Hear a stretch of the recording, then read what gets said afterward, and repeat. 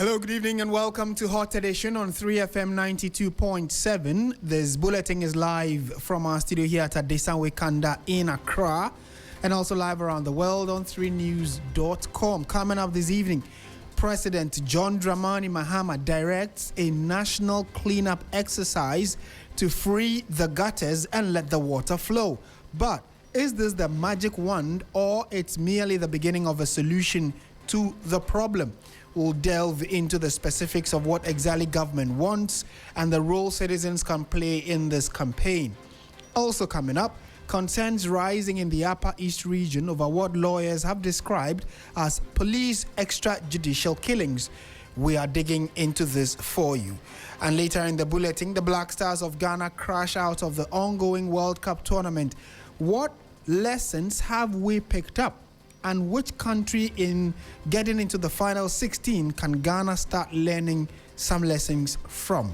Details of all of these and more coming your way for the next 30 minutes. I beg your pardon, for the next 1 hour, including business and sports.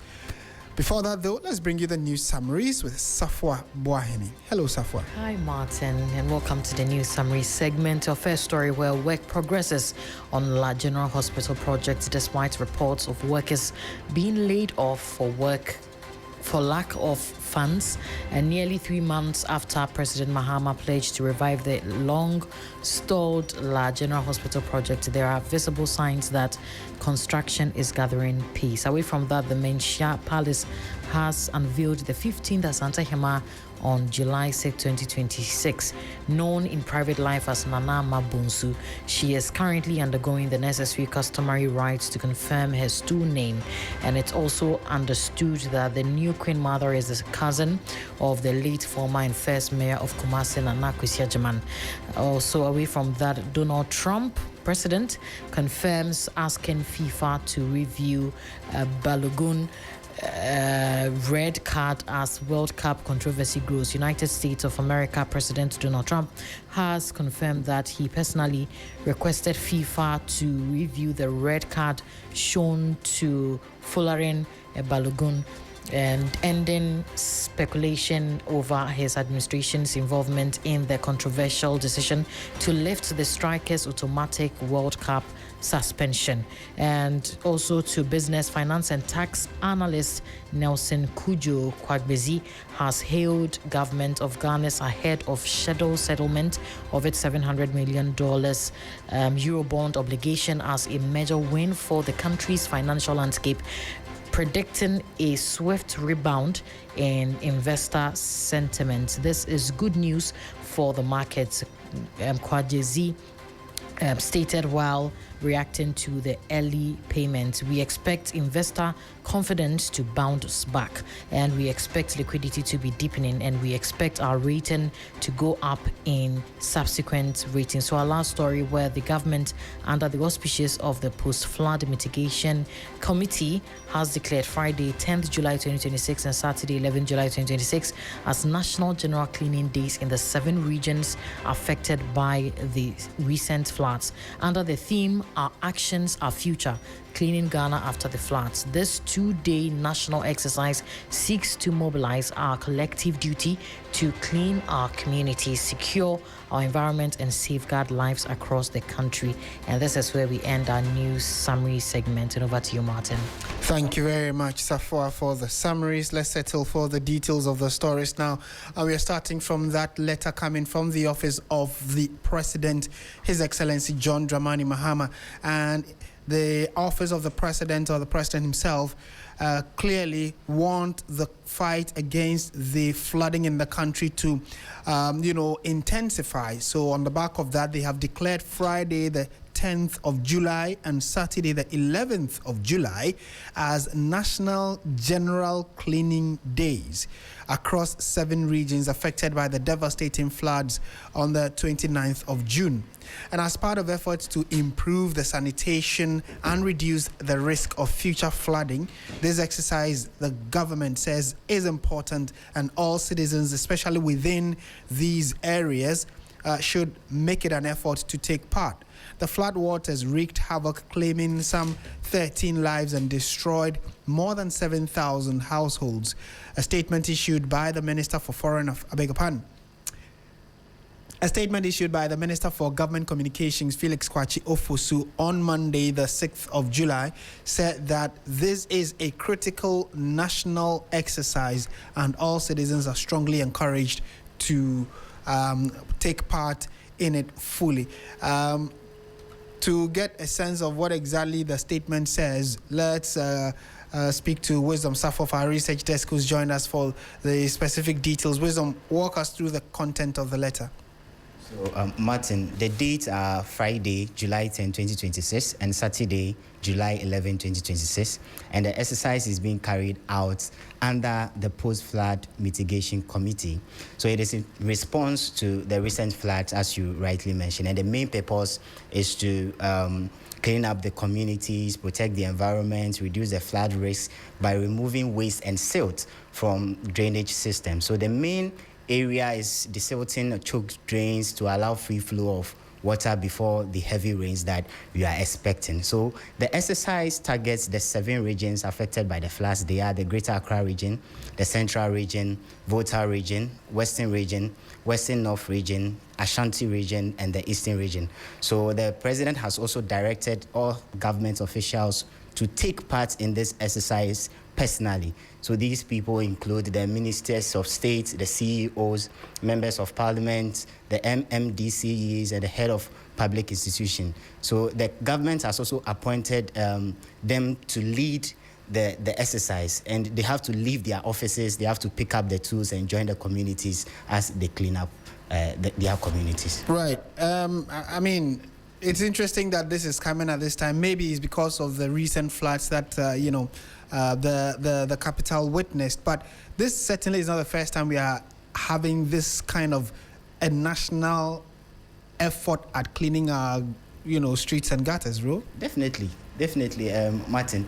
We can go back more than 10 years ago, 12 years ago, and go back to 2014, when this same government, the President John Dramani Mahama, first term, they declared the National Sanitation Day. So in 2014, this was introduced after a cholera outbreak, and was declared the first Saturday of every month, that it's a national day for citizens to clean their surroundings, gutters, the markets, the streets, and public spaces. And in 2014 to 2016, they continued. So they rolled out the National Sanitation 2.0. And the previous administration, President Nana Addo Dankwa Akufo-Addo's administration as well, in November 2017, they also brought up the National Sanitation Campaign. And it was themed. There was a message, a clear message that every day is a sanitation day. So I can go on and on. Even in 2025, just last year, we also launched the National Sanitation Day. We relaunched what they brought in 2014. And it was under the Clean Up Ghana agenda. So over and over again, there have been efforts, a communal effort to mitigate these causes of the floods that we are experiencing. So it begs the question that, will it always be a knee-jerk reaction? Will we always be reactive as a people? What happened to these projects that we instituted? GARID. What's happened to GARID? So Martin, there's a recent World Bank report that is stating that the reason why GARID is not getting the necessary attention or the funds is because the finance ministry brought a financial regulation that even capped it even took some money away from the GARID fund. As I speak to you, GARID was projected around 350 million Ghana cedis, the whole budget, but only 40% has been released, and the timeline is 2027. We have less than a year to complete or roll out the program, and 40% is the only amount that has been released. In fact, 60% is not released.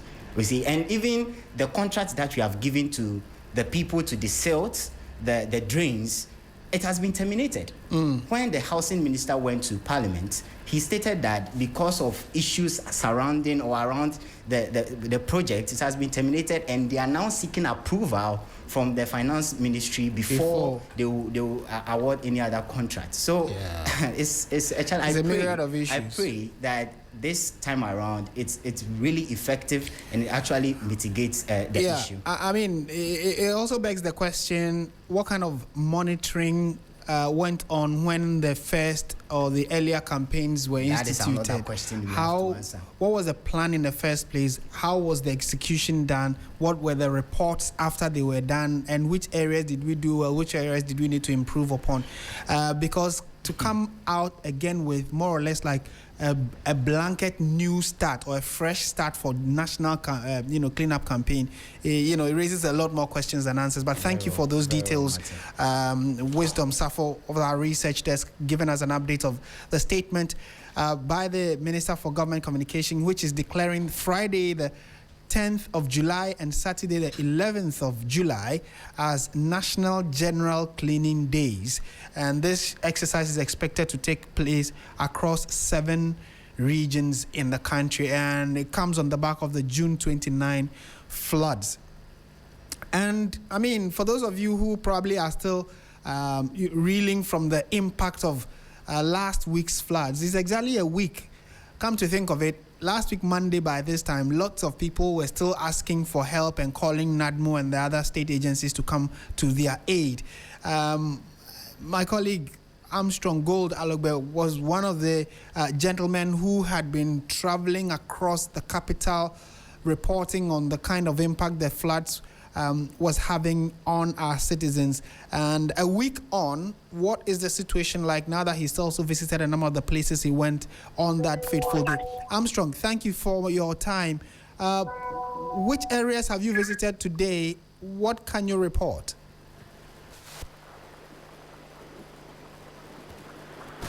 Hello, Armstrong.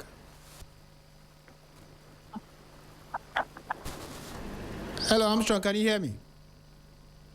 We seem to be having we are not connected to Armstrong yet, or he seems not to be hearing me. But Joseph Armstrong Gold Alogbe is a man who's been following this particular development for us. Like I indicated, today is exactly 1 week since the capital, or most parts of the capital, got submerged, and we are trying to find out from Armstrong whether or not he's able to update us on where he's been and what he has seen 1 week after we had reports of people's homes, businesses, and property being overtaken by flood waters. Armstrong, let's try again. Good evening. If you can hear me, which areas have you visited? What can you report? All right, so we'll try and get a better connection to Armstrong Gold Alogbe for that report. And for those of you who were affected, if you're listening to us, do send us a message regarding where exactly you are listening to us from, what the situation was last week. At least we hope that you still have your phones and radio sets to listen to 3FM. So in case you are listening to us, which area are you listening to us from? What was the situation last week around this time? And then a week on, have you been able to get the necessary assistance from the state agencies mandated to provide these kinds of assistance? But more importantly, what do you make of the call from the President of the Republic that the 10th and 11th of July, that is coming Friday and Saturday, be declared as National General Cleaning Days? And for looking at on the face of it, it means that at least it is because of the flood experienced. So the post-flood or the after effect of the flood, the mud, the sludge, and the silt that was left behind, we all need to collectively go and try and clean up our areas and then go into the gutters, desilt them. Now, you live in that community. You know the kind of situation there. Is cleaning your gutter the best option for you? And if so, why would you not want to take part in that kind of exercise? If you've done it in time past, what were the kinds of results you achieved or your community achieved when you cleaned your gutters? And why are some of our compatriots also just being passive? You know that the cleanup exercise would benefit all of us, but you always want someone else to do it so that you benefit. Why can't it be truly communal so that we all put our shoulders to the wheel? Let's see if we can connect to Armstrong now. Armstrong, good evening once again. I hope you can hear me. I'm asking about which areas you have visited and what you can report today. Right, we do not have Armstrong on the line now, so we'll move on from there and this time around speak to Professor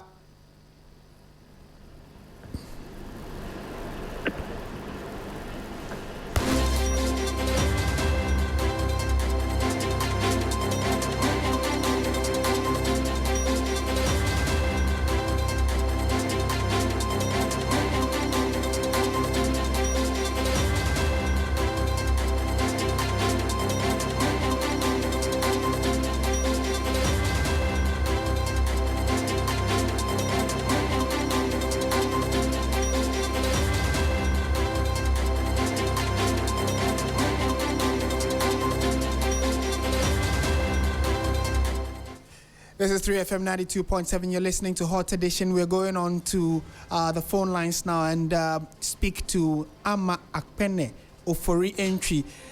She is the Executive Secretary of the Environmental Service Providers Association. Madam, a very good evening to you. Thank you for your time. Good evening and good evening to your listeners. Great. To start with, I hope you were not affected badly, or at least not as bad as some people were last week around this time when the floods came in. Unfortunately, my neighborhood was affected. Oh, sorry about that, but I hope the situation has improved as of today that you are speaking. We are working on it. Right. And to start with, what would your initial assessment be of the national cleanup campaign that has been launched by the president, the National General Cleaning Days, which is the 10th and 11th of July? What do you make of this call by the president that we all need to come out as a country to undertake this exercise? Thank you. I think His Excellency's announcement or action that he's asked us to take as Ghanaians, it's in the right direction. However, I will humbly want to put it out there that the way the waste management has been exposed, the way the sector has been so weakened, and the rain exposed the shortfalls in terms of waste management, we cannot use 2 days to clear the debris. It's impossible. We need to come out with a proper intervention. So I'm humbly pleading to His Excellency. We need to intervene properly and do it in such a way that there will not be disease outbreaks and what have you. Because currently, as we speak, even if we put the debris together, where are we sending them to? What are we going to do with it? We are hauling all the way to Adipa. How many times can we go to Adipa and come back? And as I keep saying, in waste management, the best time for us to do it will be in the night, to haul and then send to the final disposal. With the kind of debris that we have now, I don't think even treatment is an option. So haulage would be haulage to the final disposal site is the only option that we have. We need to do a lot of distilting and use excavators to move the refuse from some of the drains that are blocked, the choked gutters. It's a lot of work, and it requires, even if you want to do it properly, it will take us about a month. It does, even if we are working consistently on a daily basis. Unless, of course, I don't know what magic we are expecting, but if we want to do the right thing, it require at least a month to do it and do it properly. So 2 days certainly not enough, but at least you would say that is a step in the right direction, right? There's a disaster. So obviously we need to see ourselves doing something.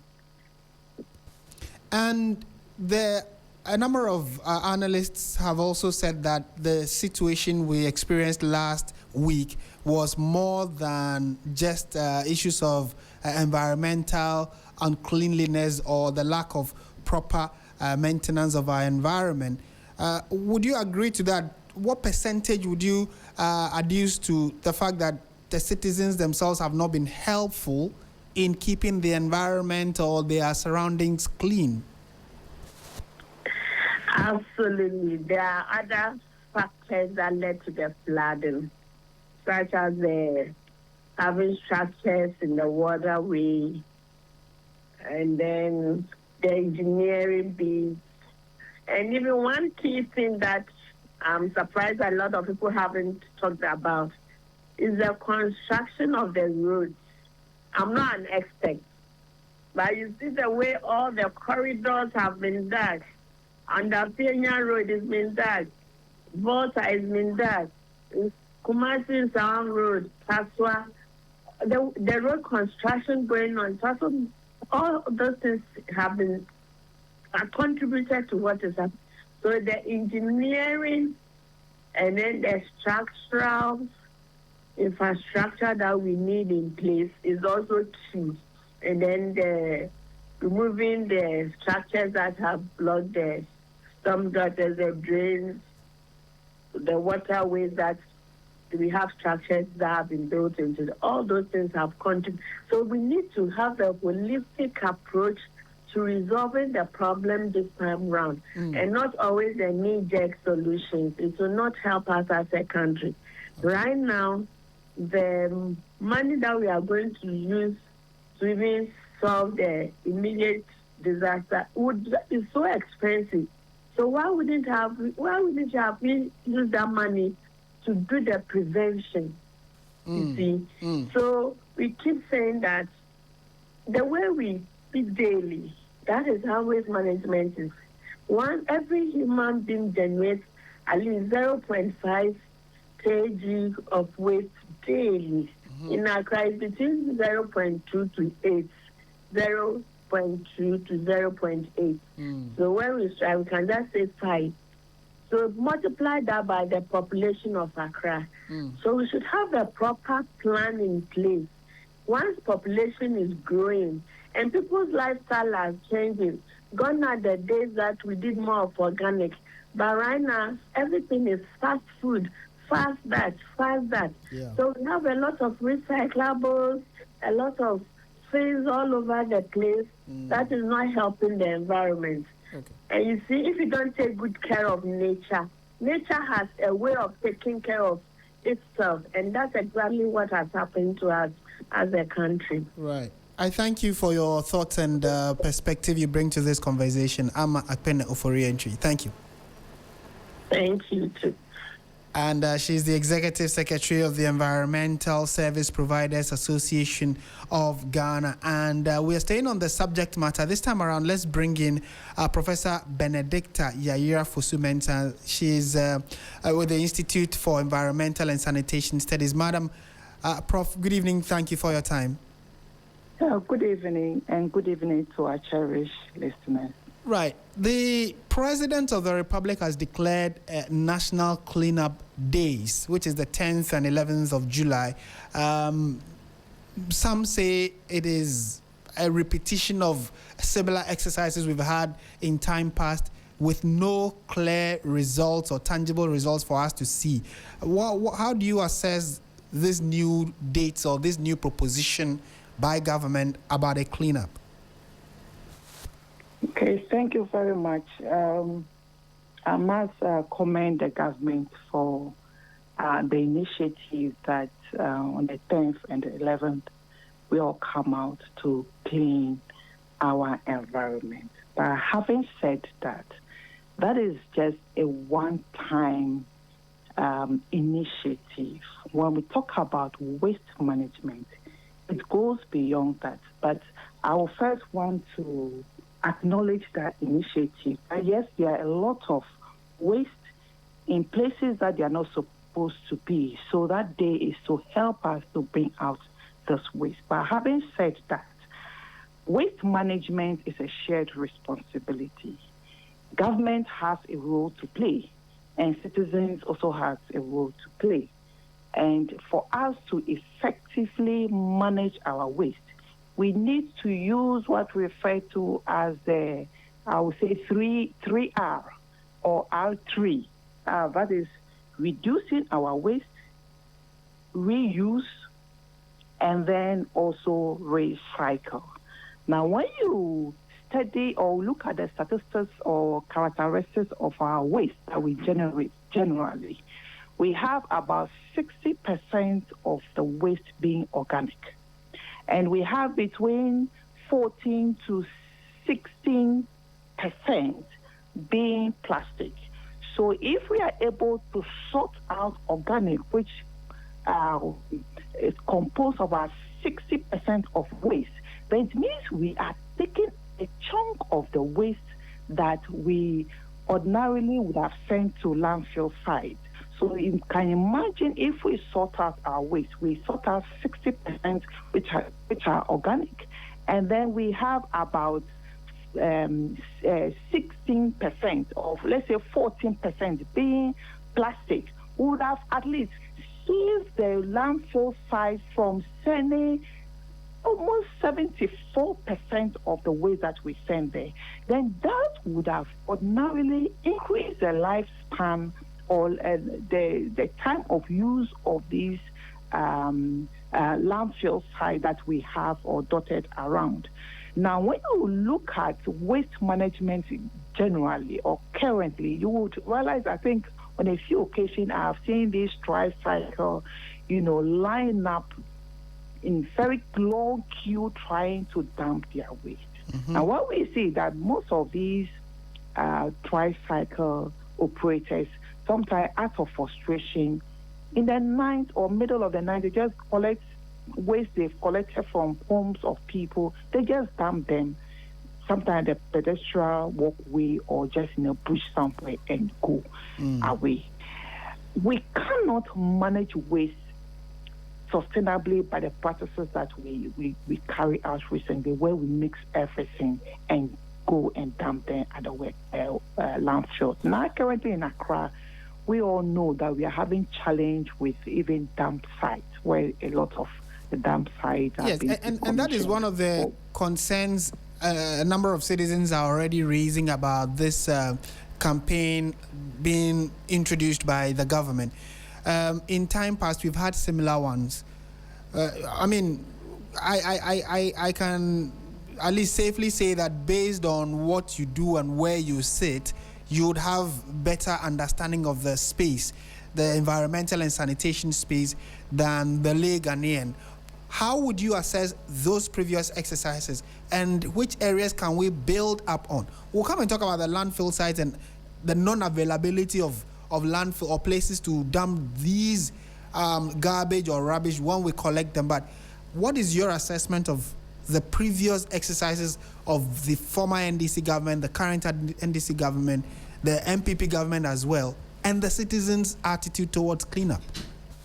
Yes, I think previous governments have tried to educate the public as far as waste management is concerned, like this current government is doing same.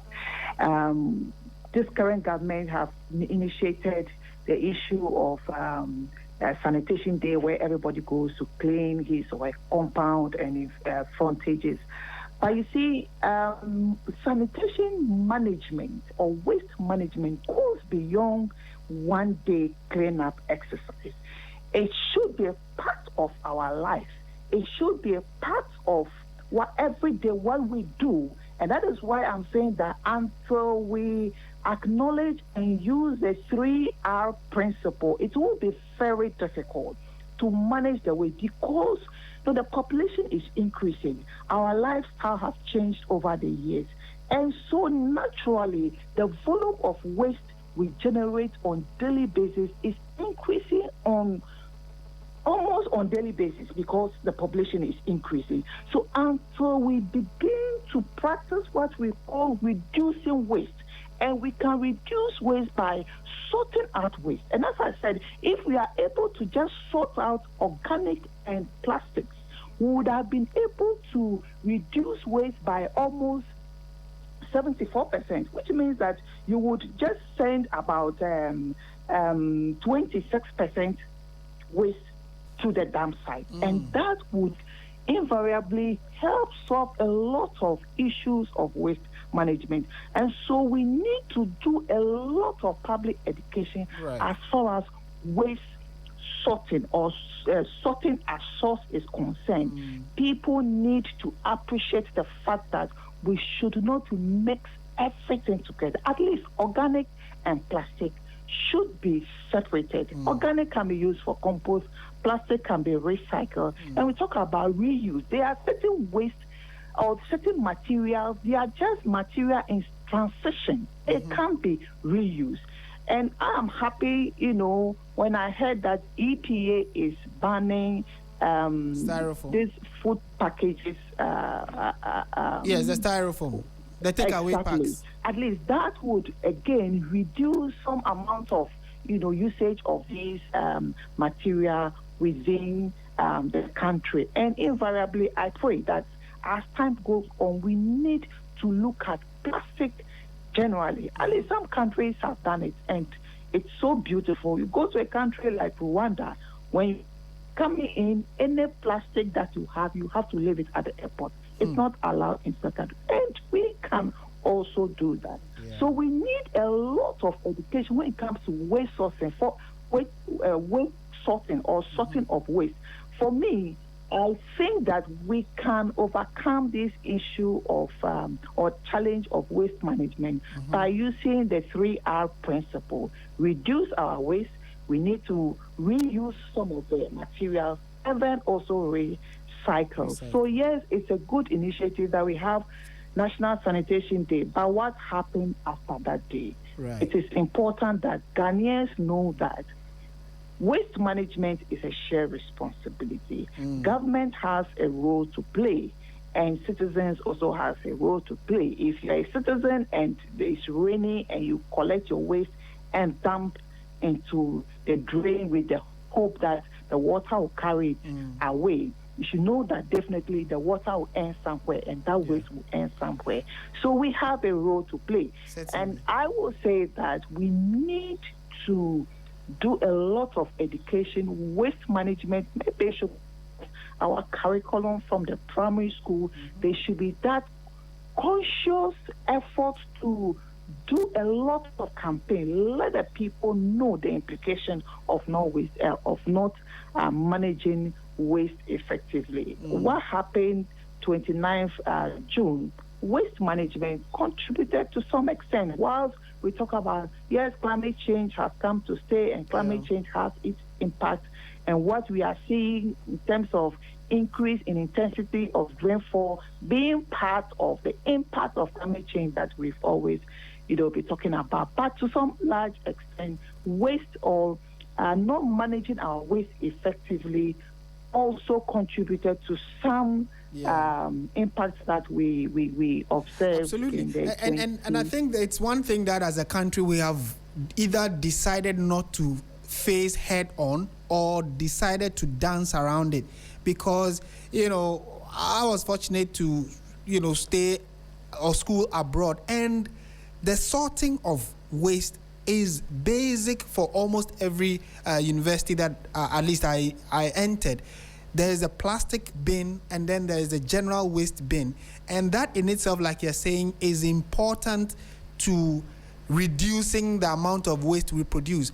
Maybe this 10th and 11th July exercise should be one of the platforms government should use or can use to educate the public about the need to sort our waste, because general people or the regular Ghanaian does not understand why they should put plastic in a different waste bin and maybe bottles and other general waste.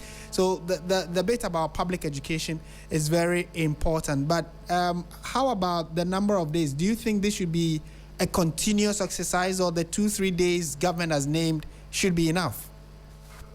Well, as I said, it's a good initiative, but 1, 2, 3 days is not enough, to deal with issue of management, issues of waste management, and also change of our behavior or behavioral attitude towards waste or handling of waste. We need a lot of education, and that is why I said it should not just be education in terms of maybe radio campaign or whatever, creating a platform, but it should also be part of our curriculum, where even at the primary school, at the kindergarten, children are taught that what we refer to waste is just material in transition. We need to educate people about the 3R principle or R3 principle, where we say, let's reduce our waste. So if you have organic, then there should also be that conscious effort by every institution to provide bins. So if you go to an institution and just one bin that is there, even though an individual may want to practice the reduce, reuse, and recycle principle, you may not have a bin. There should be that conscious effort that, look, we need to provide at least 3 bins, one for organic, the other one for plastic, and then maybe the third one for general waste. And when it comes to University of Ghana, I think we are trying to do something like that. So if you go to some department, you will see some bins. Students have come out with some initiatives, and you have been sorted around with some inscription that, yes, this should be for plastic, or for your bottle, this should be for waste, and then you have another one for other waste. So these there should be some conscious effort. Maybe government should enforce that every government department or institution should have at least 3 bins. So that we start it from there, and then send this to our community, educate the people. Because until we do this, we cannot manage the waste. And that's why, as you rightly indicated, when you go to the Western world, they have these at least 3 bins where they tell you that this is for organic, this is for bottles, and this is for plastic, and then the other one for any other waste. Until we do something like that, we are not really coming up with an innovation, but this is what they are doing, and it's working for them. And we also need to look at that. So there should be a lot of education. A lot of 1 or 2 days cannot work as a country. But it's something that we need to discuss over and over. We need to have a campaign, national campaign about waste management, especially sorting out of waste. Madam, thank you so much for your time and your expert opinion on this subject. Thank you for having me. Right, and that is Professor Benedicta Yayira Fosu-Mensah. She's with the Institute for Environmental and Sanitation Studies at the University of Ghana, reiterating a call that many have already been talking about, which is that we as a country or as citizens need to start sorting our waste. And, I mean, this is probably just an aside, and I mean, I remember upon my return to Ghana, I made it a point that at least I'll start from my home, where I'm putting plastics aside and putting general waste aside. Over time, the system sort of swallows you, so you lose track of that deliberate effort you are putting in to sort plastic from other waste, and then you end up with the same system that we are trying to correct. But generally, as a people, we need to start paying attention to that, because there's even money in waste, where if you are able to sort out enough plastics, some of these companies will come and buy them. The boys who walk around, we call them Koliba, they will come around and pay for those plastics you may see as waste, and that could be some return to you and saving the environment as well. But the conversation is still on 3FM 92.7 on our various social media platforms. You're listening to Hot Edition, and our big conversation this evening starts from the office of the president, where government has declared 2 days for a national cleanup exercise, the 10th and 11th of July, and it is especially on the back of the June 29 rains and the flooding. We need to collectively as a people come out and clean the waste that has been left behind by the floods, and by extension, like the president's statement said, clean the gutters and allow the waters to flow. But more importantly, you know that there's an anti-flood task force led by one of the military officers. What they intend to do is to ensure that district assemblies and departments and agencies all follow a specific set of guidelines in reducing waste and ensuring that the environment is clean enough, and make sure flooding does not cause the kind of havoc it caused on the 29th of June. Your thoughts are important, and we always love to hear from you, so do send them to us on our Facebook page and on our YouTube channel where we are streaming this bulletin, and we'll be happy to share it with the rest of the world. And still to come this evening, it is not only waste we are talking about. There are concerns rising in the Upper East region over what some lawyers have described as extrajudicial killings by the police officers in that part of the country. What exactly is happening? We'll be digging into that for you. And at the tail end of the show, we'll dissect the performance of the Black Stars at the ongoing World Cup. Yes, they have crashed out, but people are saying if the big names like Germany and Brazil have crashed out, I mean, what is Ghana crying about? But the football lovers in this country say a lot more needs to be done, and the correction has already started. What are your thoughts and contributions? Do send it to us. We'll be happy to let the world know about it. This is 3FM. Stay with us. We'll be back with more.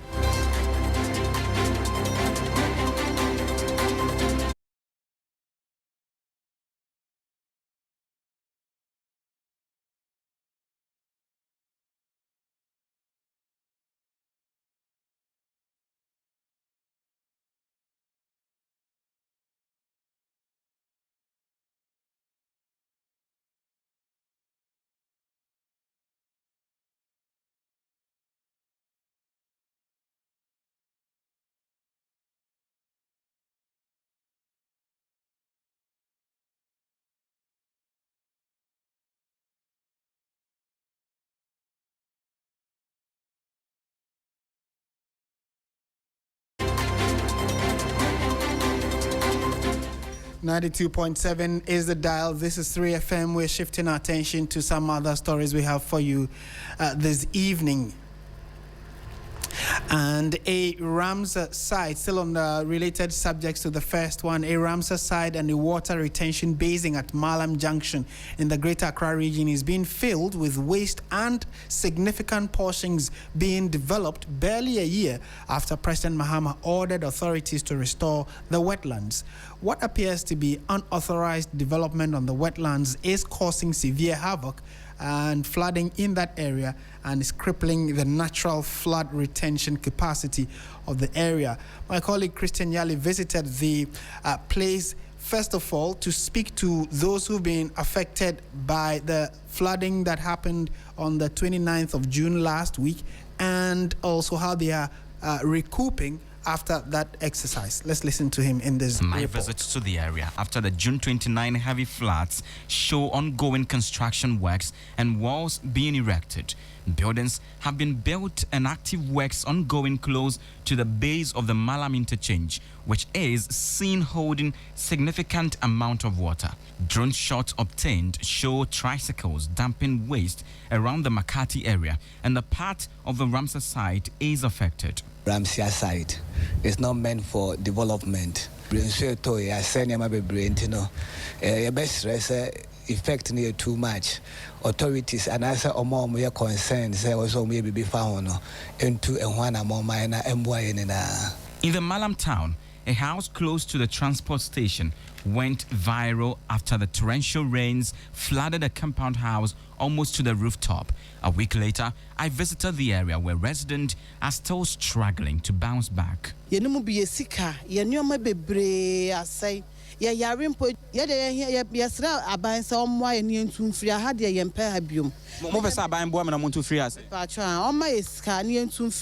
Me de ha de me mpa abium. Me twa Falls Bay de 3 days I me call 3 days na me de buy me fa be me and straight dress and knickers ba ko na ko ye 4 enti me be try no 2 days pe pepe na nsuo na ye de na nsuo ne buy na etwe ni na ko. And so you heard some of the affected victims of last week's floods in the capital. Let's shift to what has become another major issue of concern that has to do with security. And the Africa Center for Security and Counter-Terrorism has called on the Upper East chapter of the Ghana Bar Association to exercise restraint in its commentary on police operations in the region. The center describes as worrying the naming of a serving officer in active operations.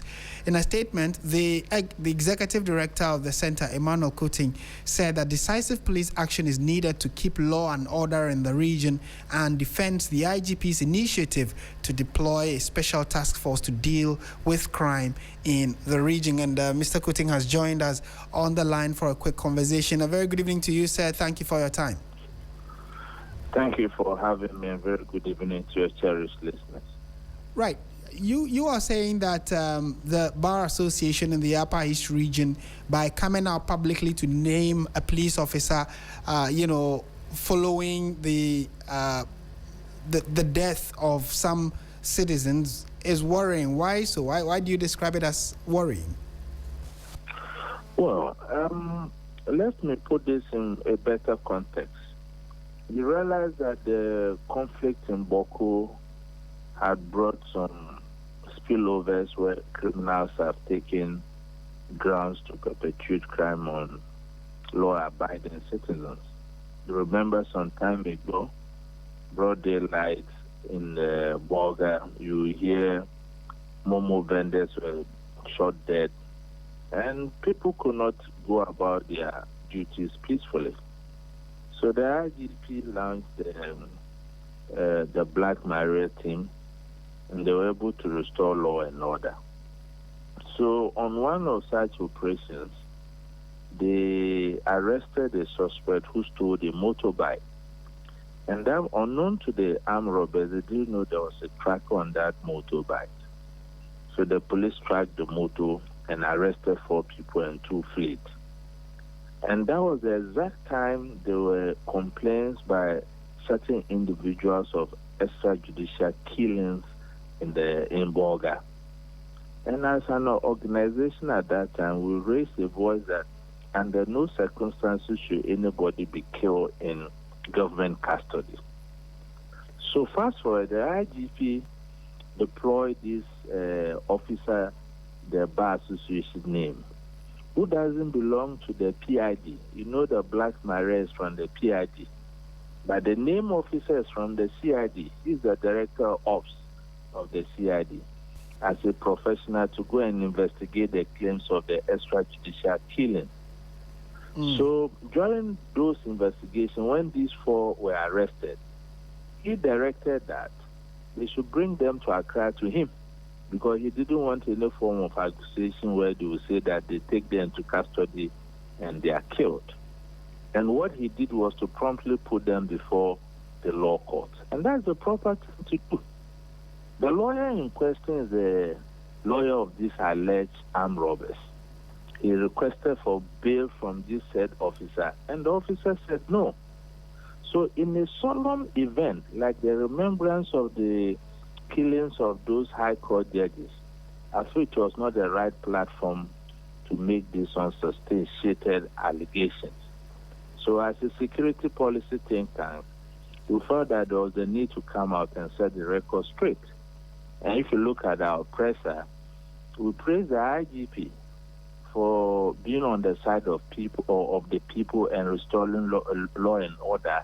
And you can bear with me that for some time now you don't hear any form of armed robbery in the Bolga Township. Secondly, we thought that a lawyer of his caliber, you don't just compromise the safety of serving officer in that manner. It's very dangerous. And what we know is that lawyers and police work hand in hand in the laws enforcement arena. Right. Because they have a solemn vow to uphold the sanctity of the court. Okay. And this is the place the police officer has sent the culprits to. So I don't know why he's doing what he's doing. Okay, so let me, and for lack of time, I want to be brief on this. Let me also bring in the Upper East Regional President of the Ghana Bar Association, Mr. Anthony Namu. Good evening. Thank you for your time. Good evening, and good evening to your cherished listeners. Yes. Good evening to Kutin. Yes, the concern being raised is that I'm sure you've heard him. So why would you publicly put out an officer like that? That could be a threat to him. First of all, I have to put on record that I'm not defending any armed robbery case and went for bail and I was refused. Kutin, we know ourselves from the 90s when he came to Notre Dame when I was a student there. So we're all students. So it's unfortunate that he didn't get them. How did the name of the police come in? We had, in our speech on that day, we had praised the work of the main investigator, Chief Superintendent Jacob Jebuni-Dana, for the work they did 44 years ago. And that investigation in the police service is regarded as one of the best by the police. So in the speech, we also pray for law enforcement and for security. The officer he's talking about is from Upper East Region. His deputy are from Upper East Region. Now, the people who are killed is not like one person or two. It started from the 30th of January, and we are talking about 8, and there are others that are unidentifiable. So the issue has to do with the fact that if 44 years ago, an investigation could be done with and such a manner that it brought a result, how come that in 21st century Ghana, with CCTV cameras, mobile phones, and trackers, such a thing will not be done, and people are suspected and they are eliminated? And it's a source of concern. He can say we have blown somebody's cover, but there are a majority of people who are wailing and crying silently because their loved ones have been executed and they have not had any opportunity of going to court. So to say that I applied for bail and I was refused and I brought my case out there, it is far from the truth. I don't know the last time I handled robbery case in the region. So, but this is a concern, and on that occasion, it's important to praise the police, but it's also important to draw their attention. So what progress have you made since you were denied the bail and addressing the media? What's the next line of action? What do you intend to do? No, we're not addressing the media. We were observing the 44th anniversary of the murder of the 3 High Court judges. Okay. And so I chip it in that, yes, the police are praised for the work they've done. We pray God that they are able to do law enforcement and security. However, this is what is disturbing us in the region. Okay. They should arrest people, but they should go through due process. Okay. And we also made a point that when you arrest somebody in the Upper East and he's arranged for court in Accra, he has to be traveling long distances. That is the reason why there are courts in the region. Why will you bring the cases to Accra, making it very, very expensive? Accra is not easy to live in. And some people, by the very size of the traffic, they cannot survive the system.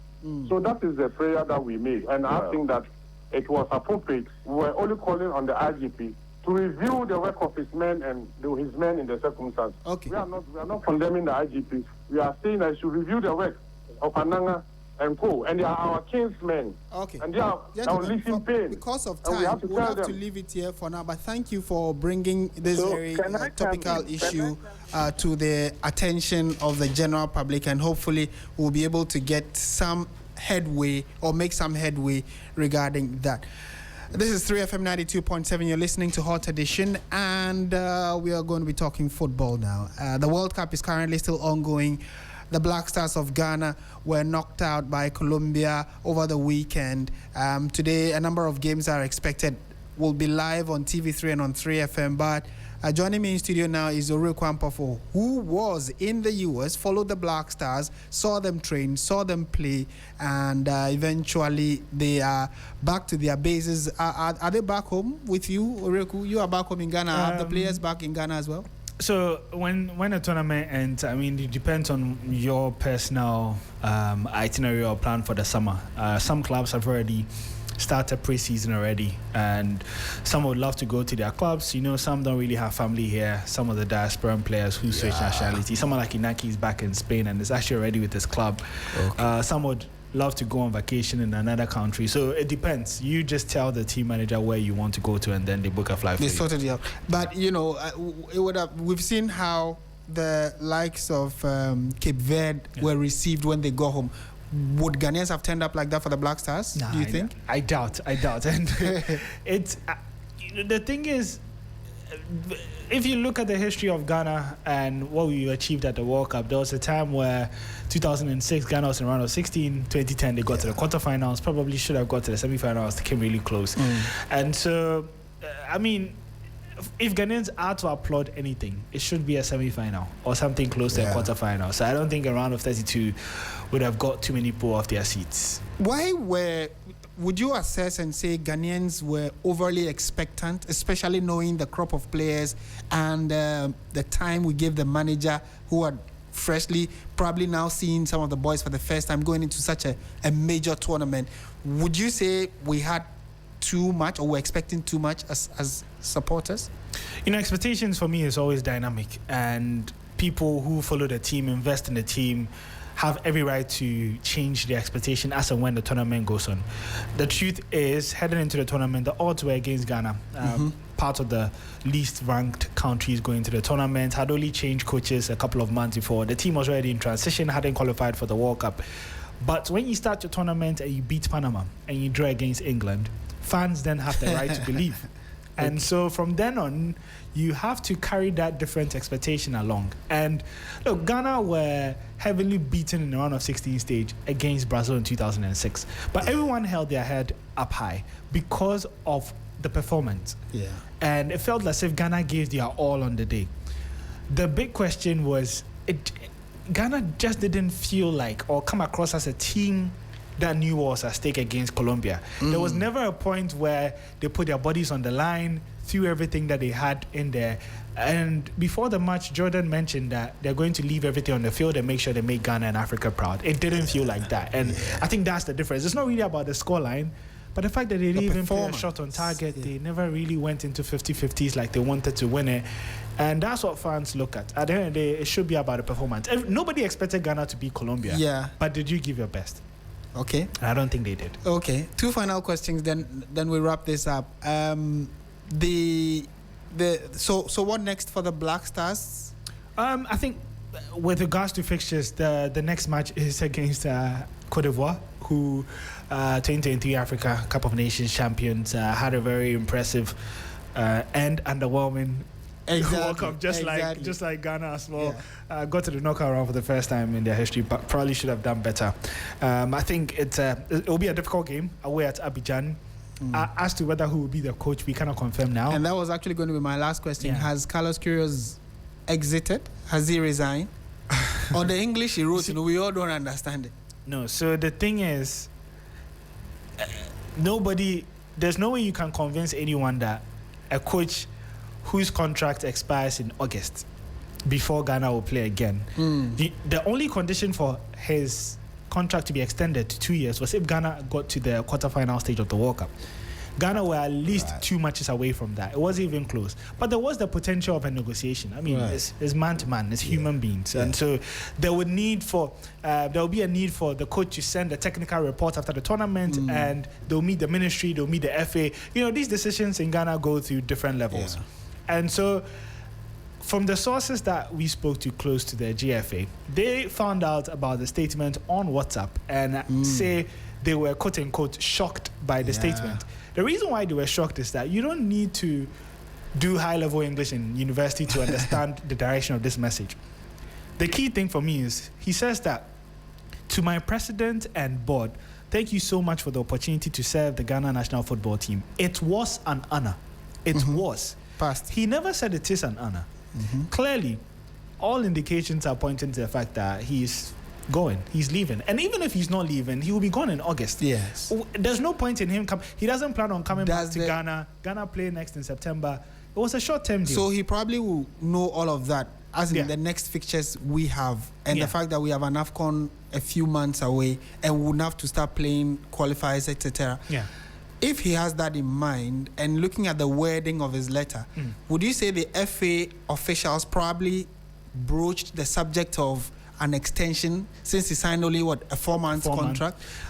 Could that have come up? Maybe behind the scenes they've hinted that we would want you to stay on after the World Cup, or we don't want you. Could that have come up, you think? I think it's honestly very premature. And as I mentioned, usually after a tournament, you want to come back, reflect. You usually write a report about 40, 50 pages, summarizing what happened, what went wrong, what can be improved. And then from there, all the stakeholders, including governments, the FA, sit down to deliberate what should be the next steps. And so everything feels very premature. But his stance is probably just saying that I think personally he's not even interested in staying beyond this. Yeah. And this is just to guard his own space. And I'll be surprised if he stays beyond, because think about it. He's the one who's going to be unemployed. If not for anything, he should be calmer and to be more positive with his message, to look forward and hope that he gets an extension. Yeah. But to already say thank you and it was an honor, and already advising the FA on how they need to improve on their off the pitch and all of that, it feels like someone who is not even too happy with how things went. But I'm sure we'll get more details much later in the coming days. Yeah, in the coming days as well. Thank you very much, Uru Kwampofo, and a warm welcome back to the GH. In fact, it was warmer there, I'm told. It depends on which parts of the country you were. Okay, thank you very much. Uru Kwampofo is with 3 Sports. Just returned from the World Cup, and so the rest of the monitoring will be done here back home, and we would update you going forward. Like I indicated, the game between Portugal and Spain will be live on 3FM 92.7 and also live on TV3, so you want to make a date and follow that game. My name is Martin Asiedu-Dartey. That's how we bring the bulletin to an end. Thank you very much for listening. Do have a pleasant evening.